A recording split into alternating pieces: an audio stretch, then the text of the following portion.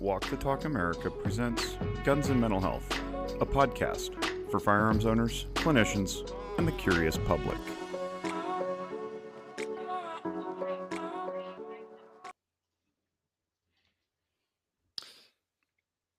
Welcome back, Walk the Talk America audience. It's good to be back in this chair. I feel like I've been running on the road for the last 2 weeks. I'm joined today by Kevin Berry. How you doing, Kevin? Pretty good. Tired? Monday? It's been a long. Well, we had suicide prevention, NASGW. We had a lot going on, but we did, but we're making a special exception because we have a very good friend of. I would say you're almost like WTTA adjacent. Rob Beckman, all the way from Ohio. How you doing, Rob? Doing good. It's my lunchtime right now. Your breakfast, so I feel a lot more invigorated than you two look on video right now. I just came off of the MCon show. It just ended last night, so it was like back-to-back conferences, which is it's always tough, because it's late nights and early mornings and standing at a trade show all day. So well, early mornings to get there, so you're manning the booth, and then the late evenings, or that's where the real conversations I found happen. Where you can actually talk to people that aren't trying to sell you the current brand of whatever they're trying to sell. Yeah, I'd almost say like the after at the bar, where everyone's conjugating is like just as important as the show itself. I mean, for Kevin and I at NASGW, I mean, we got so much more done when we were like hanging out and just randomly talking to people than the meetings. Pretty wild. Mm-hmm. Yeah. Well, the thing I find when you go to the bar or go to the receptions afterwards, you realize that we're a lot more alike. We've got kids, we've got families, we've got, other challenges, once we get back home and different things like that. And you really realize that, hey, we're all in this together, even though we might be working for different companies or doing different things within the industry. We're all very much more alike than we are different. Yeah, 100%. Well, on that note, I want to let the audience know, Rob, obviously you got a great voice. I always said you sound like John Goodman. Close your eyes, you might be talking to John Goodman. Rob, you've been so good to Walk the Talk America, and why I'm excited for today is this is the first time you've actually been on my show. I've been on your show numerous times. Yeah, I think it's up to almost 5 times. 5 times. Yeah. So I'm glad to return the favor. But Rob, why don't you tell the audience that might not know or have heard of your podcast and who you are? Well, I'm a simple guy. Live in Cincinnati, Ohio. I got into guns, I guess the first blush was kind of on my grandparents' farm. We would grab the shotgun and go out and take care of groundhogs. They were nuisance, so we would take care of them. Nothing serious or anything else like that. But then as I got older, went to Boy Scout summer camp, like a lot of people, and really like to go and just shoot 22 rifle. I mean, it was fun, bang, bang, bang. They were lever actions. So, at the time you were imagining you were a cowboy shooting and was pretty good at it, but nobody in my family really shot very much. They weren't, I had a couple uncles that went and were hunters, but nobody in my direct family did anything besides, go someplace every once in a while and shoot something. We had the church turkey shoot. We would go shoot. But then it was really when those 2 uncles passed away unexpectedly. One was in mid 40s, the other one was mid 50s. Severe heart attacks, didn't make it. Came home from the second funeral and told my wife, it's like, I'm going to get into hunting. And being a supportive wife, she went along and said, oh, you go right ahead, dear. I'm okay with that. Well, here we are 30 plus years later, and I've gone from just doing hunting myself to where I do Ohio hunter education to teach the next generation of hunters. But then I've also gotten into firearm training. And that's where I have a small business here in southern Ohio, southeastern Indiana, northern Kentucky, where I go along and teach responsible gun ownership for it. And it's just pistols, shotguns, rifles as well as muzzle loaders. So I cover the whole gamut. And once I started getting into that, I went along, and everybody gets certified as NRA instructor to begin with, and that's what I did. After I got certified as NRA instructor, it was what I'll call the heydays of concealed carry. I was teaching a lot of people about concealed carry and was asked by the NRA if I was interested in becoming a training counselor. So I became a training counselor for it. And when I did that, I'm able to go along and not only teach students, but I can teach the instructors who teach the students. So that's a big plus. The thing I found out very quickly after I became a training counselor is all the instructors that I would teach would immediately call me up and say, Rob, how do I go along, set up an email account? And keep in mind, this is 2012, so not everybody had email for Rob. How do I go along and do this on social media? How do I go along and how do I get this business started? And that's where I really realized that there was a big gap between being a certified instructor and being a bona fide business owner. From the standpoint of, you had a marketing presence, you were going out and going to trade shows, you were going along. Even the small guy needs to get his name out there from time to time, and that's where a lot of people fail. You're a great instructor, but nobody knows about you. Well, it's hard to keep eating, when you're not selling that product all. And that kind of led into the 2019 SHOT Show. I went there and was sitting around the table with a bunch of other people. Like you said, these things pop up at the outside the show, and it was afterwards, but I was sitting around talking to the concealedcarry.com guys, and they had a very successful podcast going for 5+ years. And I went along and I said, I've been thinking about doing a instructor based podcast. And they're like, well, what would you talk about? I mean, you hold the gun up and you squeeze the trigger. It's like, no. I'm not talking about how to go along, line your sights up. I'm talking about, how do you go along and get that student? How do you go along and get that student come back? How do you go along and expand your marketing opportunities? How do you go along and help that student the best you can? And that's kind of where, it started off. And then shortly after that, you started Walk Talk America. And one of the things I tell instructors all the time, when you're standing in front of your students and you're seeing their eyes, you're seeing how they are reacting about, how to properly press the trigger, align the sights, what to do from a concealed carry standpoint, that if you're in a violent confrontation, those type of topics, you really get an insight into their, what I'll call their soul. And that's where, with Walk and Talk America became very frankly very dear to my heart, because I realized that 2019, 2020, keep in mind that, gun owners, we didn't want anybody telling us what to do with our guns. We were too strong for it. Well, I had friends that were veterans, students of mine that were veterans that came back from Iraq and Afghanistan. And I would see their posts about, 22 veterans a day take their lives for it. And when you start talking to you, Mike, it became so much more apparent that we needed to do more from an instructor standpoint to really reach out to them and let them know that I don't care who you are. You've got financial problems from time to time. You've got work problems. You've got, relationship problems. You have problems with your kids, problems with your parents, problems with your spouse, whatever the situation comes down to. And that's normal. Every human being is going to have those kind of problems. The thing that want to make sure they know about is the resources that are available. And I just did a class the other week. It was the United States Concealed Carry Association instructor course.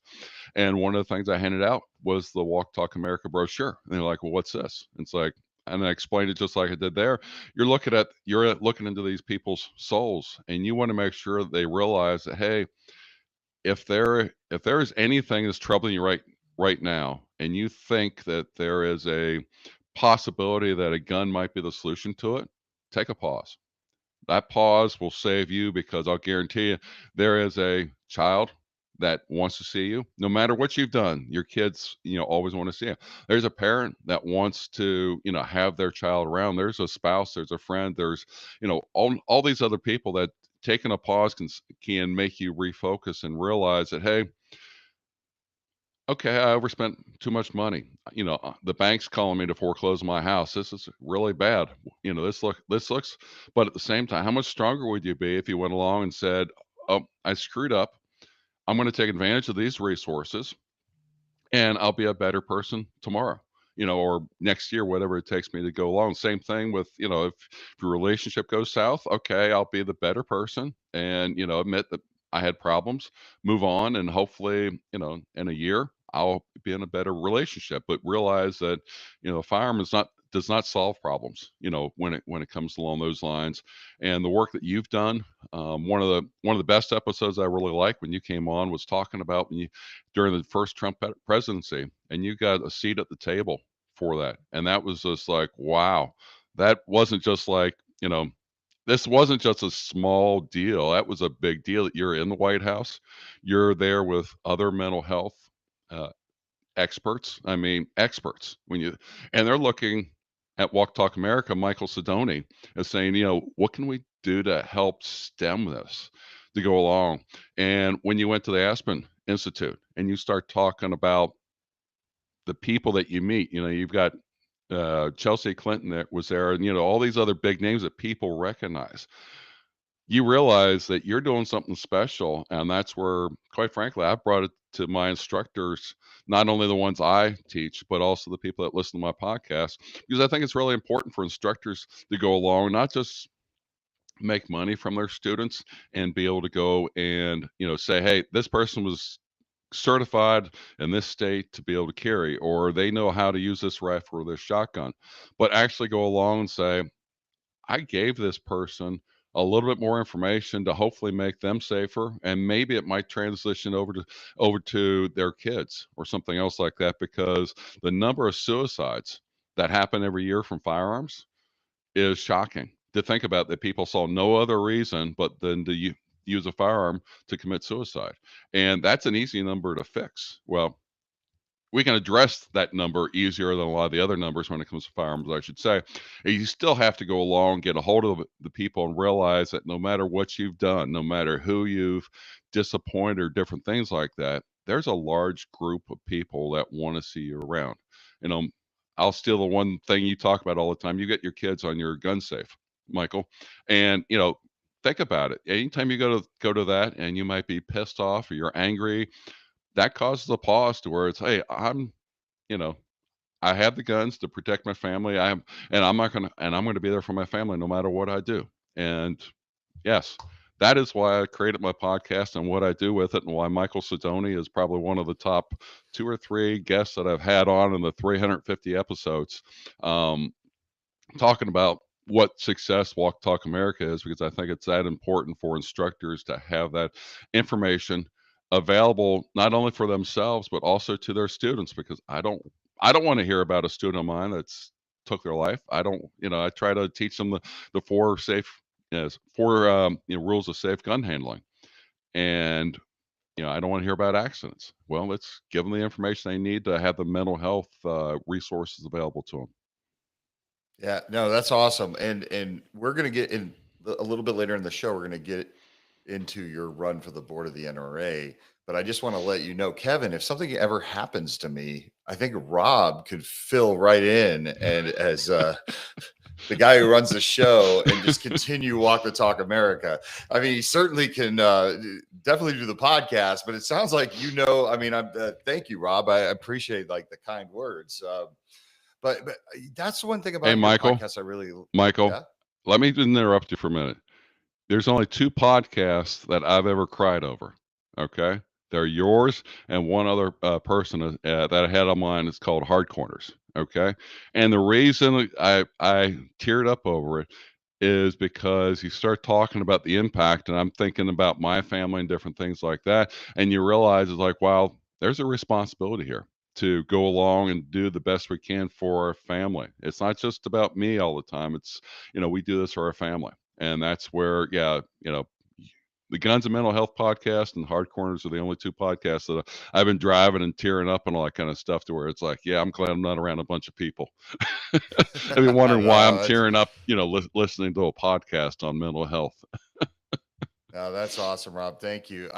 That was the other thing I was going to bring up about the podcast is like you don't necessarily need to be a firearms instructor to enjoy the podcast. I feel like you have a kind of a wide range of topics on there, going through. So I was looking at through some of your past shows, just on there. And I think it just, as a gun owner, it's just fascinating, right? I don't Yeah, think you yeah. need to be a trainer.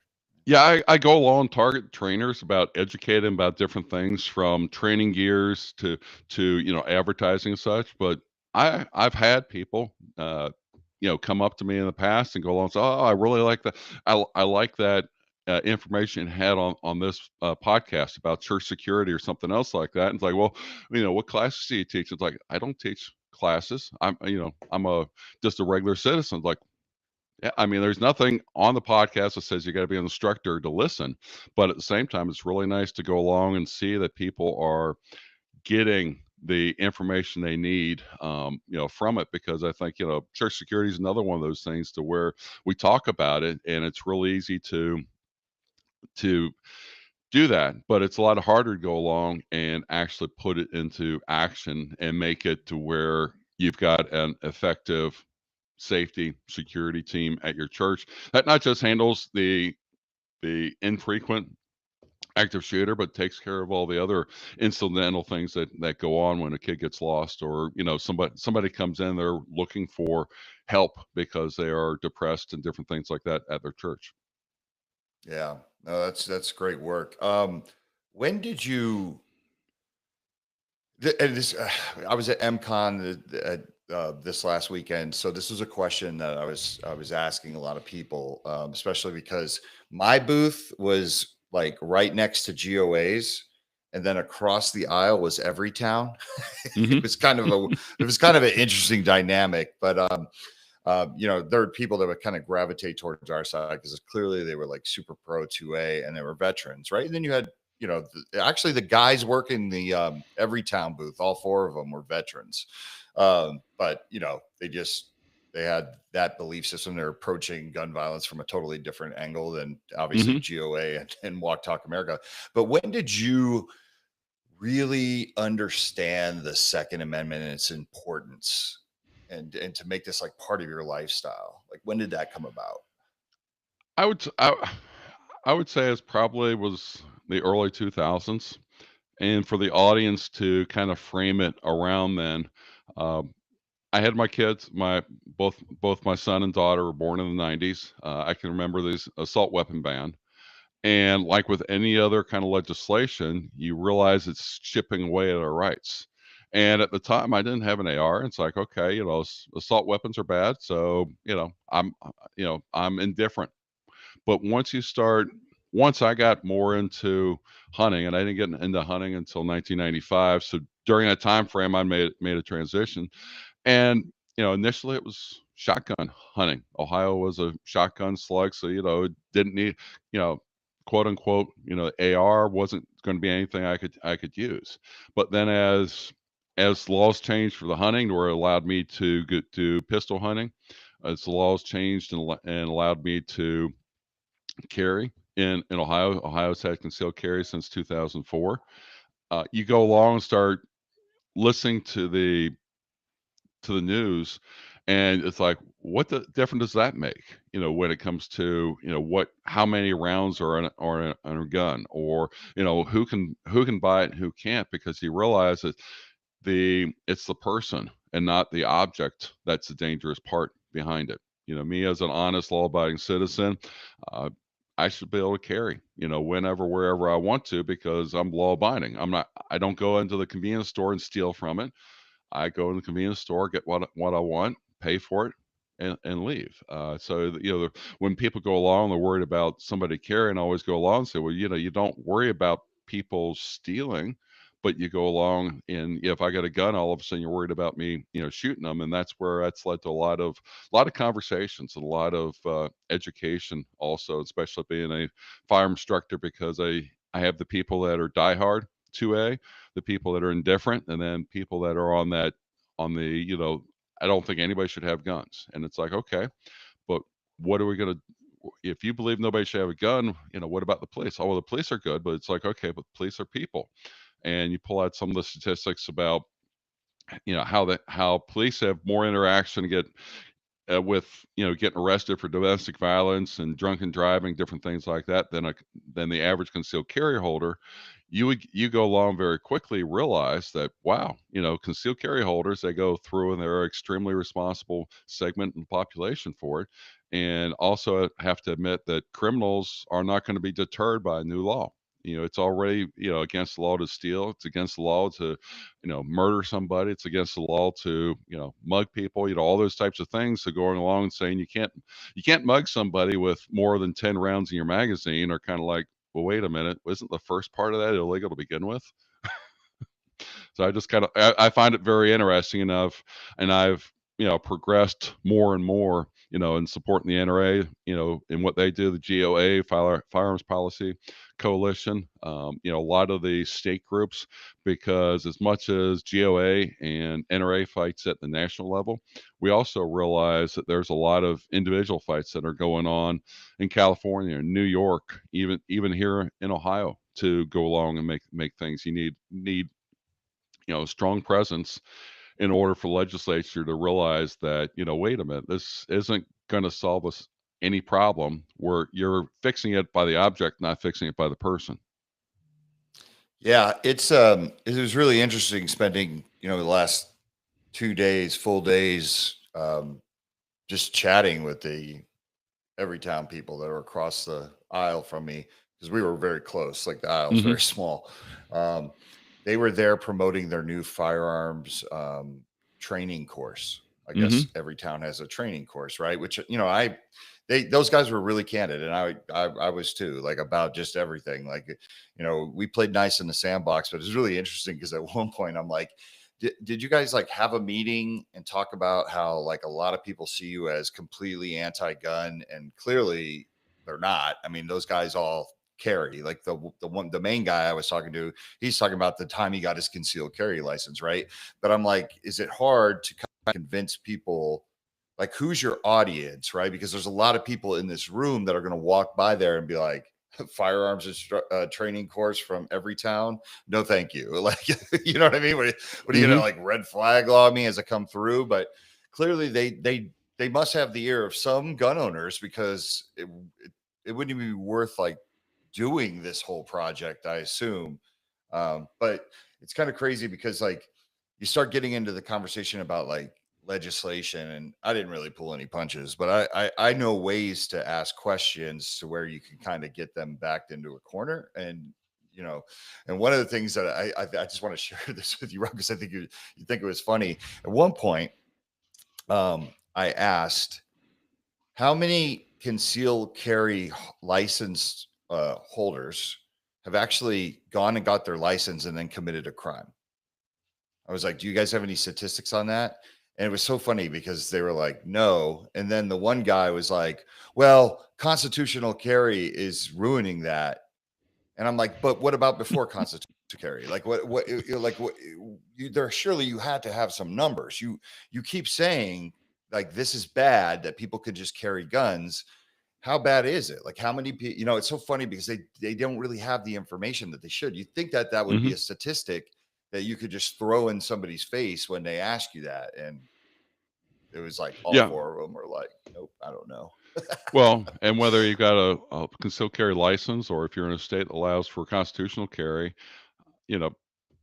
how many people, go out and, rob stores that don't have previous criminal records for it. And at the same time, we've got laws that go along and say that you're a felon, domestic violence, drug users, you're not supposed to be in possession of a firearm.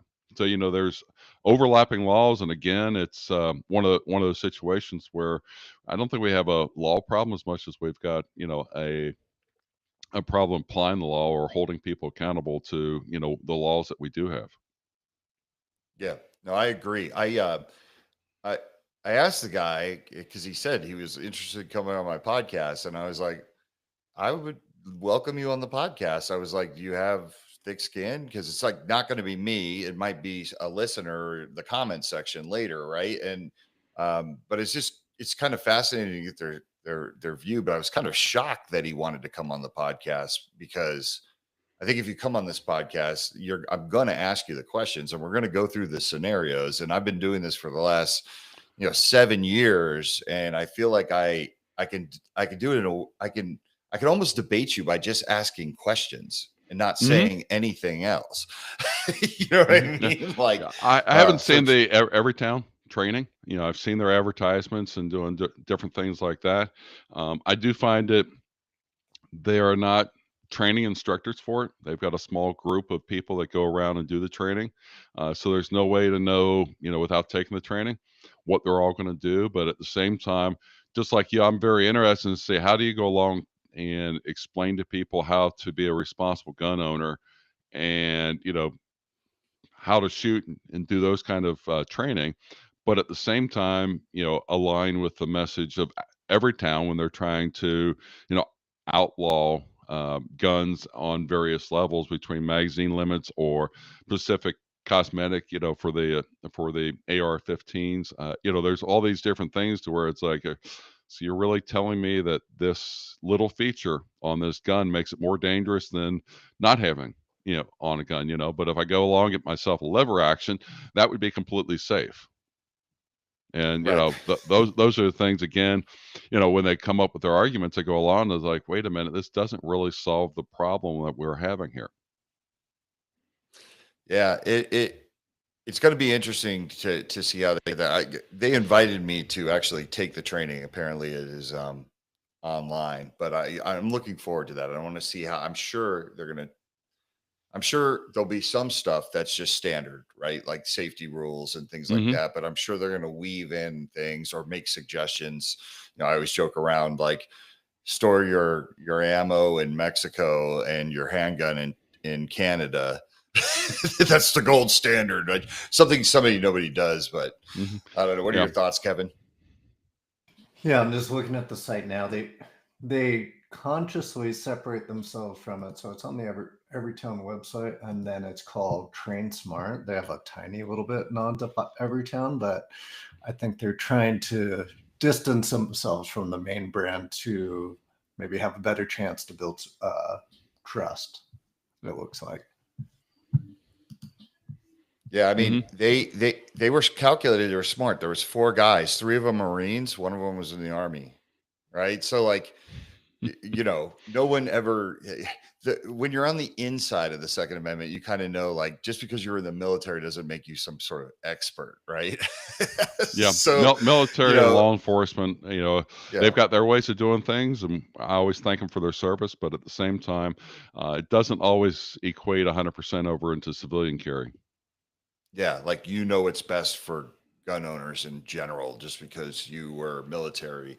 But I'm not here to say they were gentlemen. They were nice guys. It was just kind of a fascinating concept. And Kevin, I'm going to take the course, and we're going to break it down. I'm going to peek behind the curtain just to see what it's all about. But let's talk about your run at the NRA board. I think you are the perfect person.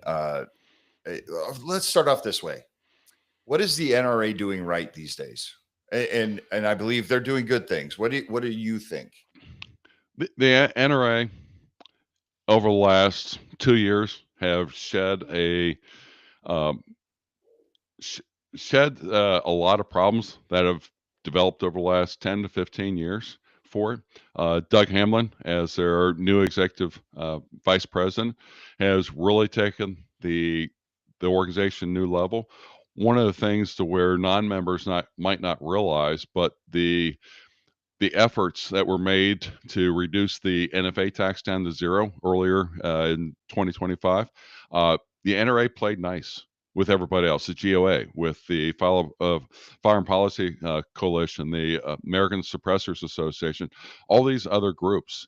And that might sound as like, yeah, they're all 2A groups, but you don't realize, unless you've been watching it, that over the last 15 years, if it wasn't from the NRA, they didn't support it. And there were a lot of gun groups, such as GOA and Firearm Policy Coalitions and such, that started because of that. It's like they're not listening to us about what's happening, so they would go along and and start these other groups. Second Amendment Foundation, another one of those groups that the NRA wasn't doing. And that's where Doug Hamlin has stated that if it meets the NRA's goal of protecting the Second Amendment, they're going to work with the groups to make sure that happens. Now they're all going to have their different focus for it.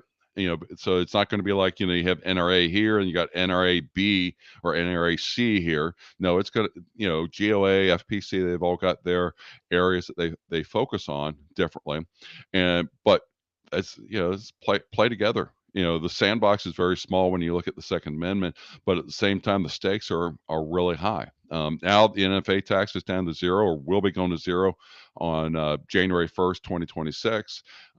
We've got to work together to try to go along and bring the legislation to the Supreme Court to have them go issue an opinion whether or not we can throw the NFA out together altogether, because of originally NFA was justified because it was a tax passed by Congress.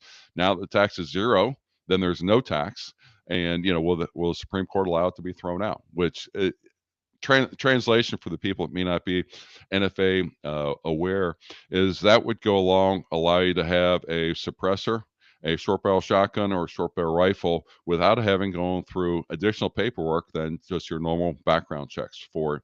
And when you go along, and again, boiling it down, a short barrel rifle, short barrel shotgun is essentially a pistol.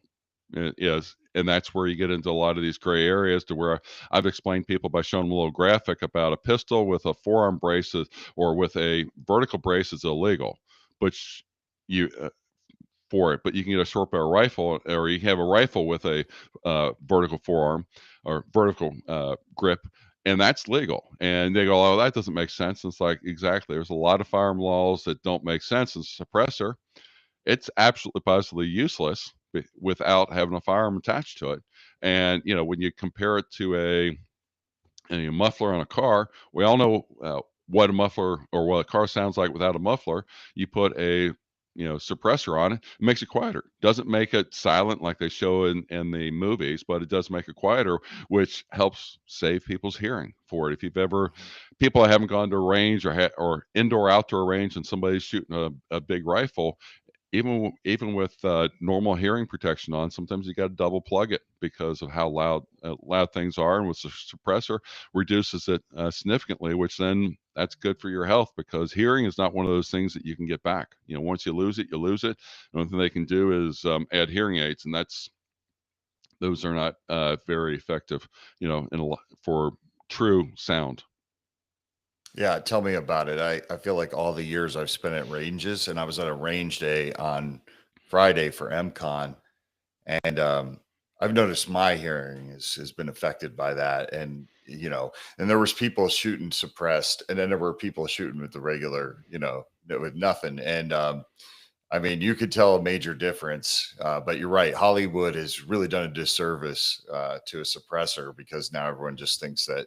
That was another question I asked the boys, the boys from every town. I was like, is there any documentation or anything that shows like how many crimes are committed with a suppressor? They couldn't answer that. I feel like I gave them some things to think about, to at least be able to be like, next time we're in this situation, we should probably have these things ready. But we all know the truth. You know what I mean? We know the truth. So I see the chat, Clover, you're talking about MCon. It's a military conference in Vegas. It's really cool. They have a range day. They have a classroom day, which is a bunch of speakers, well, an auditorium, right? And then they have a range day, and then they have 2 days of this conference. And the conference is very much like Freedom Fest, which is like the Libertarian Party. So you could have like jujitsu, like practitioners in a booth with a mat.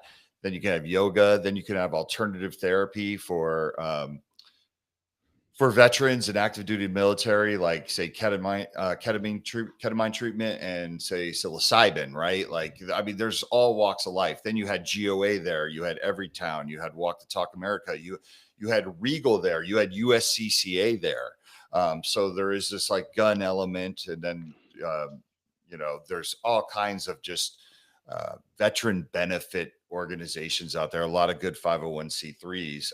I really want the firearms industry. Now, unfortunately, where it's held, it's at the World Market Center in Las Vegas, and they are not equipped yet to actually like let gun companies display guns there. That's not their thing. But I do feel like there's a lot of gun organizations and accessory companies that could benefit from MCON. So I'd like to see it grow. It's just happy veterans walking around. I ran into, Rob, you brought up my time at the White House. I ran into Matt Miller, who used to be the head of VA suicide at MCON. He was there attending. And I kind of laughed. I was like, man, like 6 years and we're both still doing this work. Obviously he's not the head of the VA's suicide prevention program anymore, but he works for A&G Associates, which does research and stuff like that. It's still kind of cool to see some of those familiar faces again working in this space as Matt Miller was a veteran, obviously. But Kevin, did you have a thought? Yeah, I was just wondering kind of Rob's vision of every time the NRA seems to get brought up in conversations, there's that kind of like negative reaction. Rob mentioned playing nice in the sandbox with legislation, but what are some other kind of critical elements or pillars that you could see to kind of rebring that trust and that remove that negative kind of perception around the brand? Well, one thing I think that that the NRA has got to be focused on is the Second Amendment, and stay in that lane for it. And the reason I say that is because sometimes the NRA goes along and goes over into some political realms for it, and that goes along and alienates people that have opposing political opinions. It's not that they're against 2A; it's just they have opposing political views on things. And as I go along and I explain to people, you've got your religion, I got my religion. If I go along and start telling you your religion's wrong, you're already turned off. It doesn't matter how much you and I might agree on everything else, and that's where I think the NRA has got to pick its battles, and the 2A has got to be their biggest battle. And then obviously when it comes to national elections and even statewide, they're going to be endorsing specific candidates, but they've got to stay away from being viewed as supporting those candidates' entire platforms for it. Over the last, well, probably almost 15 to 20 years, they've been very closely aligned with various Republican candidates, and that's been good. But we've also lost a lot of the Democratic gun owners because of that, and that is one of those situations to where if you're 2A, you should be wanting to be part of the NRA. Part of getting onto the ballot, I had to go and collect signatures from people, and I would go to gun shows, and 90% of the people there would not be NRA members. And I got an earful from people. It's like, why would you want to run for the NRA? The NRA hasn't done anything for me, the NRA. And this wasn't just from people that are outside the normal run. I'm talking about, literally, old white guys, like Mike and myself for it. And then I go along and I approach people that are, minorities and such that are gun shows. So obviously they're gun people. And they were like, what are they doing for me? They're not helping, my cause at all. And that's, a perception issue. They need to change that perception. And even when you look at women, they're like, well, they're not really doing anything for women. Now, they do have some women's programs. They do have some minority outreach programs. But at the same time, they're not promoting those things. They're not letting people know the good stuff they can do because they get too far down into the political quagmire to where they get views instead of looking at being pro Second Amendment. And I want to support this group. They start looking and say, well, if they're supporting this or you have their leadership coming out promoting these candidates, then they've got to be more entrenched along those lines for it. And that's where I really think focus on the Second Amendment and also reach out to these new demographics of the women and minorities, because those are the two largest growing demographics that are purchasing guns. From an instructor standpoint, I've adjusted my marketing because of that, because I've got to reach those people, and the NRA should be looking at similar way of doing things. Yeah, I my personal opinion on the NRA, because I'm a life member, so I'm a member like that. It is what it is. They lost me a little bit when they kind of got into the whole, like you said, it's like the flame throwing, the Democrats and the, da, da, da, da, all the things that basically like it became more of like a lifestyle, and you had to like check every box as opposed to and then getting away from like, hey, we're here for your rights and we're also here to teach the youth, right? Like I feel like they lost that whole like teach the youth. Now, I've had some discussions with NRA board members and people that disagree with me politely and say they're making those changes. And I will say this: at the NRA show in Atlanta last year, the NRA rolled out the red carpet for my Kids to Kings kids, which I thought was beautiful, and I appreciate them for doing that. And the one thing that I was watching for is I was like, are they going to make this like a moment where they can just like do a media thing? Like, oh, look, see, we're doing this. And they actually didn't. And it gave me hope, because I was like, they're just doing it for these kids. It wasn't about like, let's just like, yeah, look, hi, we're around a bunch of black kids from the inner city. Like, you know what I mean? Like they really, they restored my faith a little bit in how they treated my kids, and treated Walk the Talk America. Like for years they've kind of ignored Walk the Talk America, and for years I have been okay with that, and I'll tell you why. I feel like their reputation got away from them, and me aligning with NRA, I think that's what helped some of the people on the outside of the 2A world want to align with me, because they're like, okay, he's not being told what to do by the NRA. That's not his God. And I just think it helped Walk the Talk America. But I was actually having this discussion with Kenny Barlow from Regal, and I said, with this new regime that's coming, and I feel like guys like you, Rob, are perfect. I'm so happy it's going this direction, and the things that they're trying to change. I'm like, now it might be the time where I could have a relationship with the NRA and promote that. I'm getting more comfortable with it, but for a while there, it was rough. Yeah. But I mean, that's why we do this. That's why we have you on the show, and we promote you running, and we want to get you those votes. We want to have you there, because I feel like you're a perfect representative of the 2A community. I appreciate it. And one of the things when you talk about the youth programs and losing people along those lines, one of the other areas I want to focus on is the education training area. Now, NRA has come out with a lot of good basic training programs over its history. The biggest challenge that we've had in the last 20 years are those training programs have been pretty much stale. And I'm not talking about, they've put new books out, they've updated some of the pictures, different things like that. But from the standpoint of meeting people's needs, and those needs are such as concealed carriers. You have states that require you to have a 8 or 16-hour training course. Okay, NRA basic pistol fills the firearm side of it, but you don't address the interacting with the police officers or what happens afterwards, or even the mental health, like the Walk Talk America. They need a more comprehensive type of program. And then you got other states that require 3 to 4 hours for it. And again, their basic pistol is 8 hours long. So then you're going along, okay, we've got to slice and dice this, and it wouldn't be an NRA course. And then you have the constitutional carry, permitless carry states, 29 of them currently.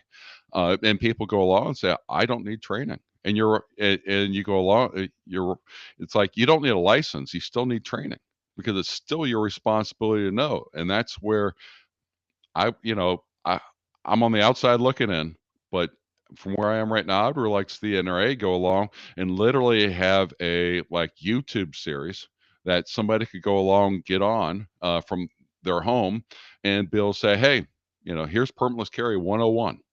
At the end, you should go see a firearm instructor for some live work to make sure that you know how to do things, because it's really easy to go along and say that it's your right to carry, But people also need to realize that you've been given the right to carry, but it's also your responsibility to make sure that firearms not being used in an illegal manner or irresponsible manner for it, either you or somebody else. And those are some of the messages that I don't think the NRA's kept up with for doing things.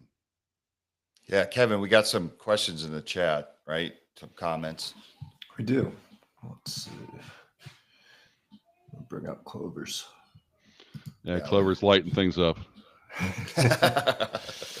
So assuming Rob does get on the board, is he for potentially putting himself out of a job by lowering the insane number of board members? His thoughts on that aspect. Yeah. Of the NRA. And CloverTech, yes, there is 76 people on the NRA Board of Directors for it. And I think that is a crazy number. I've had some conversations with board members saying that they need a large board because of all the committees that are out there.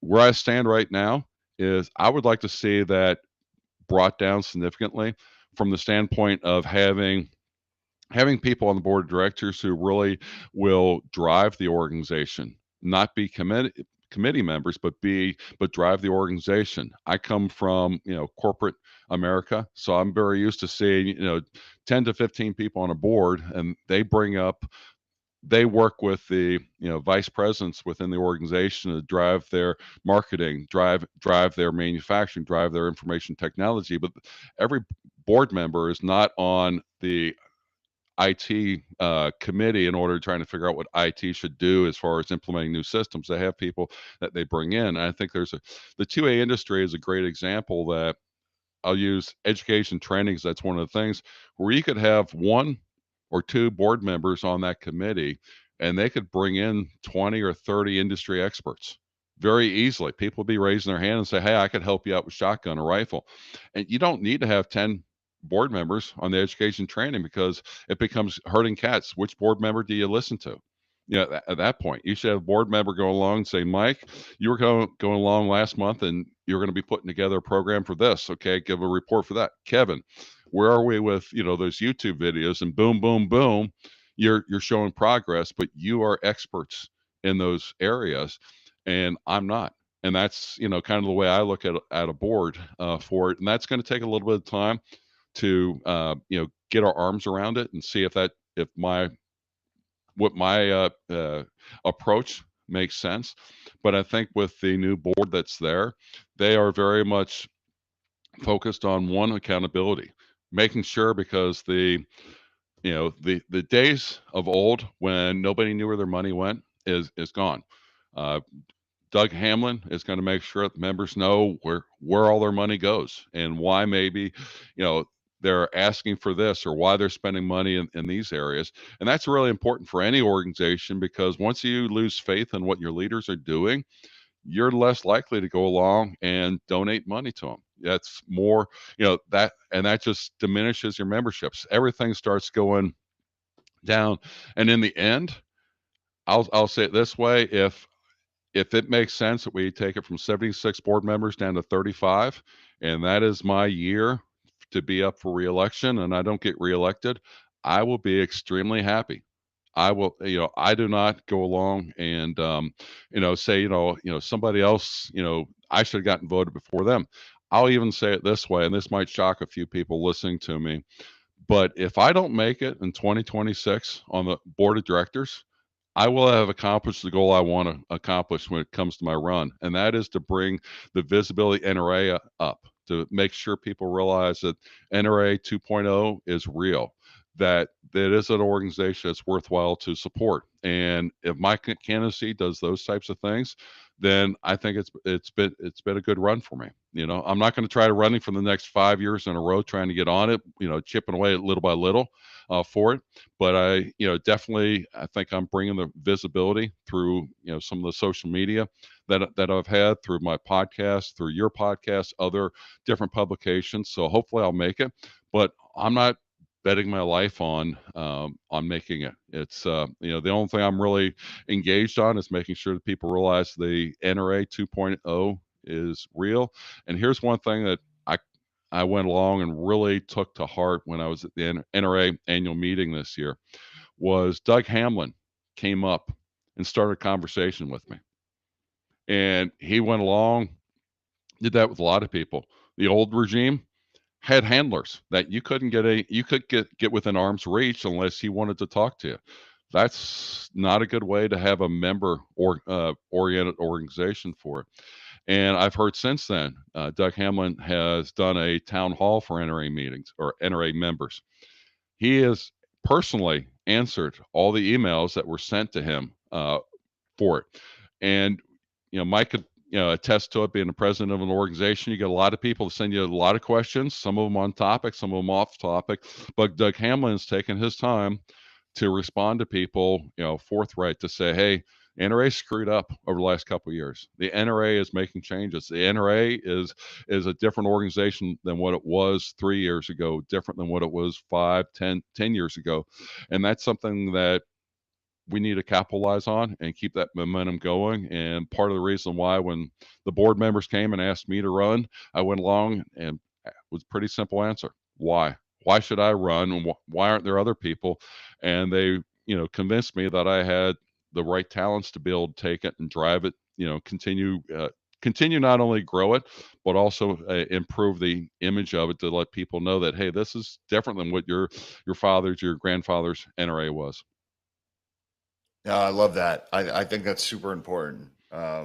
We got to have people that, I used to joke around for years. I was like, I want the Wayne LaPierre suit budget. That's all I want for Walk Talk America, but it is real when I know, for me, like people want to know where their money goes. They want to make sure that it's not going to dumb stuff. There are a lot of times I've been invited to really awesome things, football games, hockey games. I've had some incredible seats, and I literally, people are like, hey, why don't you take post us? And I'm like, I'm not going to post. And they're like, why? And I'm like, you don't understand. Like, people look to me to be doing this work and taking it serious. If I'm in the front row of a courtside game, they don't know that you paid for it, or the ticket got comped by MGM, or you know what I mean? It looks like, oh, good, Mike's out there. I just donated. Mike's out there. You have to be very careful with your image and how you come across. And I think it's super important to do that. Yeah, like everybody wants to live out loud and show all the cool things they do, but sometimes you got to take a moment. And here's something that I had to sign when I started running, and all the current board members who had to sign, is a conflict of interest. So whereas at NRA board member, it's an unpaid position. I'll get my expenses reimbursed for, but it's an unpaid position, and I'm not allowed to, benefit from it. I can't go along and go to, gun manufacturers or different places like that and say, well, if you would go and do this, then I'll bring your brand in front of the board to see if they'll endorse it or something else like that. And I think that's really good because especially NRA is a nonprofit. They need to make sure that their money's being used properly and that they're not being used by these other corporations. I mean, every company has profit as a motive. The NRA doesn't have profit as a motive. Their product is their advocacy for the Second Amendment, and that's what they need to make sure they stay focused on. And just like you said, you got to look at the optics. I don't know what Doug Hamlin's travel schedule looks like or anything, but I would venture to say he probably is flying coach versus the private air that the previous executive vice president would go to, because he went along and said, how could I ever justify this to the membership? So he's like, book it, cheapest seat there is. If I'm in the back of the plane, so be it. And that's kind of the way the new regime is going, looking at it. And the one thing I've been following obviously very closely in 2025 because of running for the board, but 2025 is the first year in I think almost 5 years that NRA membership's gone up. And it's also they finally their budget is back in the black. So a lot of the bleeding that was caused by the legal proceedings and such have stopped, and they're actually able to focus on improving their program, improving their image, and as I said before, working constructively with these other 2A groups.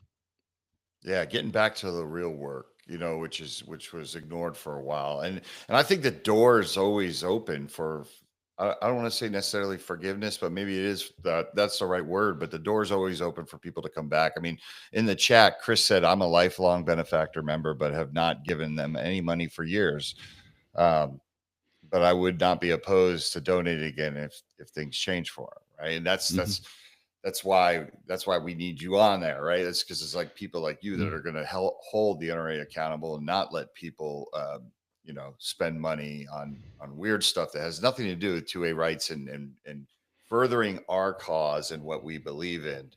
Kevin. Yeah, I mean, I would really hope. I mean, it's probably a little bit of a pipe dream, but I would really like to be able to go along when the evening news has something and they want an expert that they call the NRA. They don't view the NRA as being a Republican mouthpiece or anything along those lines. It's like, okay, we want to understand exactly, what kind of rifle was this, and different things like, okay, we've got somebody from the NRA museum. They're going to talk to us about this Mauser, blah blah blah. That would be a great place to be, because this is one of those little known secrets. The NRA has a great museum. They get some of the rarest pieces of firearms in the entire world. They've got excellent trainers around the United States and at their headquarters. But a lot of times that gets overlooked because they don't want to be news media doesn't want to look like they're getting too deep in with the NRA, because that gets too political for it. And again, part of the reason why I think the NRA's got to take a much more approach of 2A and watch how deep they get into the politics on the other side of things. And I think the door is open, not just to gain trust, but the door is wide open for some of those things you mentioned. I mean, I'm biased coming from marketing and business myself, but there doesn't seem to be a unified, hey, this is the best course to introduce firearm safety to your kids. This is the go-to place to talk about secure storage and introduce devices. We get asked to consult on a video series for like a cable lock for each different firearm type, but there's a lot of opportunities in that education space to have a unified source that provides that information and build trust. There's some amazing one-offs, but it's almost like you have to go to this organization that does a really good job here, this organization that does a really good job here. It would take a lot of work, but there seems to be a really big opportunity that would go hand in hand with regaining trust of the audience.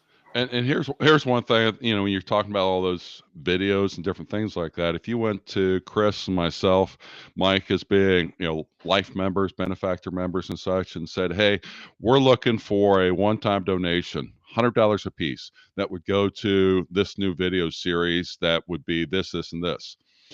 I think they would probably be able to raise that money in a heartbeat, because all of us are dedicated to what the NRA is doing, and if it's a good cause, we'll donate to it. We'll help the NRA do that type of thing, and that's part of the lack of focus that they've had over the last 15 years for it. And you're going to see a different NRA over the next couple years, I'm sure, with me or with or without me on the board. And I'm going to continue to be pushing the board members I know to help make things different. I'm also going to keep exposing things through my podcast about that'll make training better, and whether that's NRA or whether that's range master, USCCA, whoever has better training to help educate gun owning Americans. That's my mission on my podcast. I'm going to continue it one way or the other. So what's the process now for you, so the listeners know, like, what's your timeline, what's your time frame? Right now, I'm really trying to get my name out there.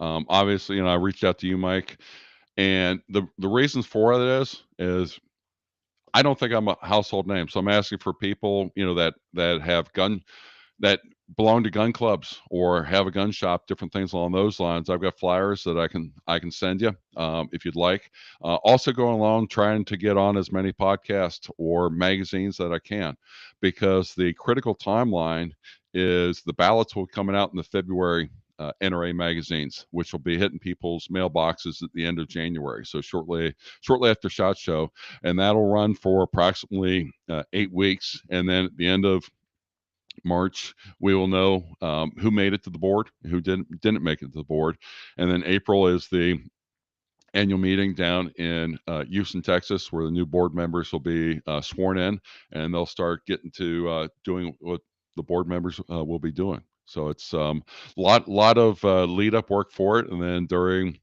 February, March, I'll be probably sitting there twiddling my thumbs, waiting for seeing what the results are. But I'll still be podcasting, still be teaching responsible gun ownership. That's awesome. Yeah. So, I guess for any listeners out there, if you've liked what you heard from Rob and can support her any way, even if it's just a social media post or anything like that to get the word out, because I can vouch for you. I know how good a guy you are. I always say, like, there's these beacons of light in the Second Amendment community, these people that are just really special. And I consider you one of them. I mean, I know we're friends, but you've always been so good. You understood what I was trying to do with Walk the Talk America in the very beginning, and you understood it very quickly. And, there was I got a lot of pushback in the beginning from gun people just because they couldn't get it. So I love the people that were there for me and gave me a platform when nobody had to, because at one point nobody knew who I was either. You know what I mean? So, and we didn't actually meet in person until, what was it, 2024 or 25, 23 at Indianapolis. Yeah. So that was the first time. So, yeah. I mean, you and I went back and forth for almost 5 years being on the podcast, seeing each other, but not actually able to, chit chat and do things like that. So that was I can still remember being outside the convention center in Indianapolis there when we actually recognized each other from the other side. And we had a nice embrace there. It was a good time coming. Yeah, it looks like Clover Tack says he could get you on for a podcast slot. If that would help. And Clover, I would appreciate it. Yeah. No, Clover's a real one. Thank you, Clover. Like, all that support helps. So, yes, Rob, let's talk about where people can get a hold of you. People can get a hold of me through the broadest one is through the podcast, which is firearmtrainerpodcast.com. You can also go along and get a hold of me through my personal email address, and that is scouter65@gmail.com. And yes, I do a whole lot of stuff with Scouting USA, the old Boy Scouts and such. And that was a lot of what firearm training I did early on and continue to do. Again, those youth are the future gun owners, and making sure they understand and appreciate firearms and the history behind it for it is important to me. So I just put it there in the chat in case anybody didn't understand how what I said there. And Rob, you could take Kevin's job. Like, Kevin's supposed to be on. You could replace me, and then you could replace Kevin, because oh, there it is. Kevin got it. He's on it.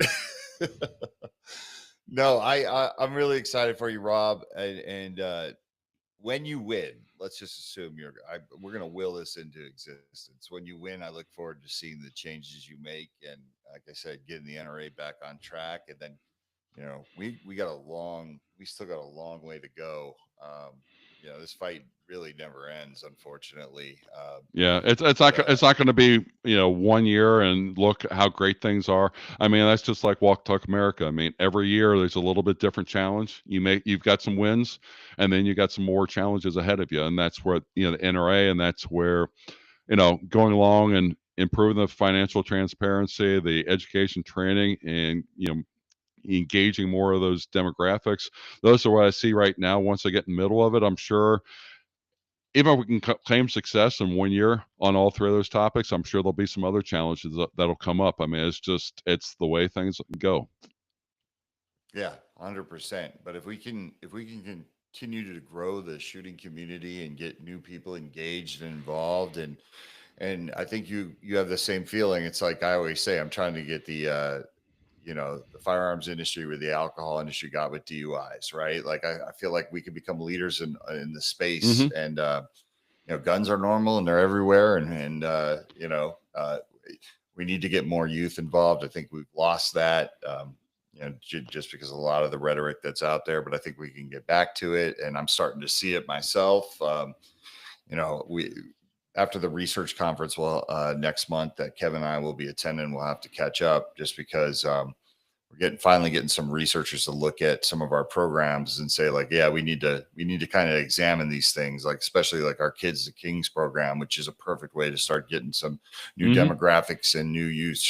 These kids are going to grow up to be the next competition shooters, gun shop owners, firearms instructors, engineers at companies, possibly presidents of companies, so firearms related. So well, here's something I point out to parents, about kids, because most parents want good things for their kids, and in scouting you get people that are hesitant about teaching a kid how to shoot a .22, and you go and explain to them how much safety goes into it, how much you are reinforcing, and they're under a watchful eye of an adult. And then I go along and I kind of add and ask them the question, do you know what university, public university, has the most NCAA Division III wins in pistol over the last 25 years? Michael? No. Ohio State University. Mm. And the other one they've got the most wins, but they're also competing with West Point. West Point has a very good pistol team too. But think about that. And I tell people this all the time. You don't look at shooting as a way to get into college for it. Michigan State University, I was up there shortly after they opened up their $5 million shooting complex for it. And I was sitting there talking to a young lady, one of the students up there, and we were watching the Olympics back in 2012, and she made a comment that she missed being in the Olympics by like 2 points. And it's like, damn, that's good. And you realize, and these people were not taking gun courses. They were taking your marketing. They were taking psychology, different courses like that, and you start realizing, and that's why it's bring it up to parents. You go along like, I don't want my kids to learn about guns, but it's like, but you do want them to be educated about the world, and at the same time, if they can get ranked in shotgun, pistol, rifle, when they're in high school, they are pretty much can go to a lot of universities, on a full ride. Those are things that, again, the firearm industry is not great about going along and promoting for it. The Olympics, when we were down in Brazil, the first gold medal went to shooting for the United States. But again, we don't realize that, because if you're not in the gun industry, you realize that you just hear it from the news, and when they went along, said, okay, we won, gold in the 100 meter yard dash, and you go along and like, wait a minute, we won last night in the pistol competition, and that's just shows you some of the skewing that, again, the NRA and other gun groups have got to kind of point out that, hey, we're not trying to go along and make criminals out of people. We're trying to go along and give them a healthy activity for them to do it, because you probably know people that are 70, 80 years old that have been shooting for 70 years, and it's just part of their way of doing things. I know people that have been hunting since they were 10 years old, and they're close to 80 now, and it's just it's those things where you go along and it doesn't reflect it properly in the media for it, and that's where we need a strong NRA and strong 2A support to go along and make sure people realize that what shooting sports is not about gang members. It's not about going along criminals. It's about taking responsibility for it, of helping to find effective ways of handling firearm suicide, effective ways to go along and educating kids about guns. All those types of things are effective ways. Yeah, no doubt. We definitely need to promote some of the better things that we have going on. I've always said we needed a PR team, but Rob, thank you for joining us today. Anytime you need to come and say something, or we need to promote something, WTTA's got your back. Appreciate that. I want to thank all the sponsors. I want to thank all the listeners, the supporters, anybody out there that's going to help Rob in this mission too. We appreciate you, CloverTech. Thank you. Thank you for all your insight today too, in the chat. Love what you were saying. Until next time, we wish you all better mental wellness. Can I say one last thing? For Sure. Clover Tack, you got my email. Send me and we'll schedule something. If other people have questions about the NRA that I didn't address, go along, email me. I'm an open book. I'll answer and tell you what I know and what my position would be, or if I need more information on it for it. Because, like I said, there's a lot of old or ex NRA members that, the proof is in the pudding. And that's, one of those things where I really want to reach out and make sure people realize the NRA is worth supporting now. That's awesome. Thanks for putting a stamp on that. Really appreciate you, Rob. Thank you. So, yeah, until next time, folks, we wish you better mental wellness. And thank you for the support.